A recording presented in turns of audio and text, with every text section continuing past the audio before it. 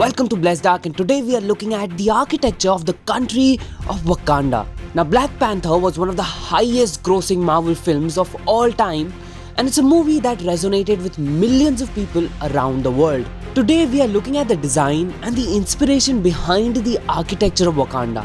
And we will also look at how Zaha Hadid influenced this fictional country. Yes, you heard that right, but more about it later in our episode of Architecture of the Cinema. Now, Wakanda is obviously a fictional country. In this video, we are looking at the design as shown in the movies and not the design in the comics. What separates Wakanda from other places in the Marvel universe is the fact that while it's the most technologically advanced civilization, it still has a strong and a rich culture that goes back hundreds of years. Before we start, let me introduce you to the woman who brought this world to life, the production designer of Black Panther, Hannah Beachler. And the Oscar goes to Hannah Beachler, production design, J. Hart, set decoration for Black Panther. When she was given the work of bringing this amazing country to life, the first thing she researched was the people. Technology is there to serve our lives, not for us to serve technology. Right now, we're failing. We wanted to do something different with Wakanda. Beachler created a 500-page Wakanda Bible which she handed out to the cast, and it contained the history of the Golden City and Wakanda, including names for all the buildings. You know, it's keeping us together, the connectivity of people, not the connectivity of users. We're not users, we're people, but we've convinced ourselves that we're users. So I took all of that and I just chucked it out of Wakanda because the people were the most important thing about it, and we're forgetting it. And I think that's why people responded to Wakanda on this massive level. People. Now let's look at some of the inspirations for this utopia. The initial design of Wakanda started with the comics, but they didn't just take the comic as it is. For concept ideas, Beachler was looking to the future. One of her biggest inspiration for design was Zaha Hadid. The two structures that really caught Hannah's attention were the DDB building in Seoul and the Wangjing Soho in Beijing. Both these structures combined curved, futuristic volumes with references to natural elements.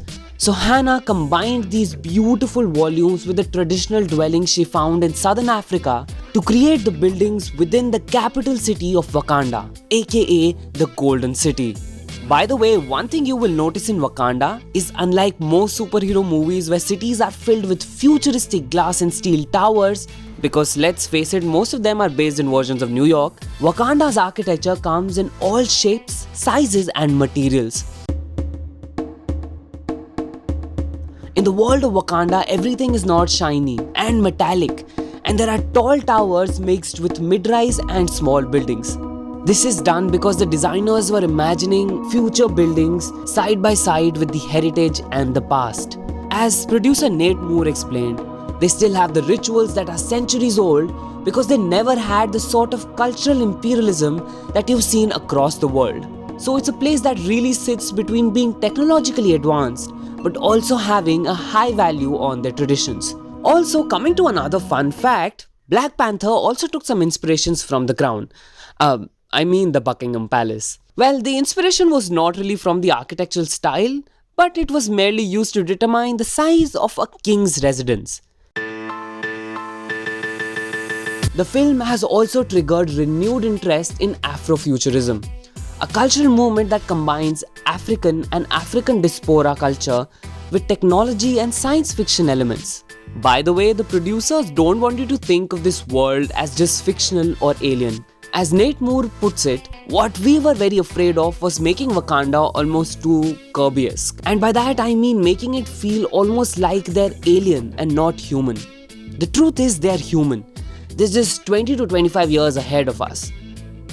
And there you have it, folks, the architecture of Wakanda. Let me know in the comments below what you thought of the fictional country, its design, its architecture and its people. Also, while you're down there in the comments, let me know which movie should I cover next in Architecture of the Cinema. Don't forget to give this video a thumbs up, to share it and to subscribe to Blessed Dark for more such content.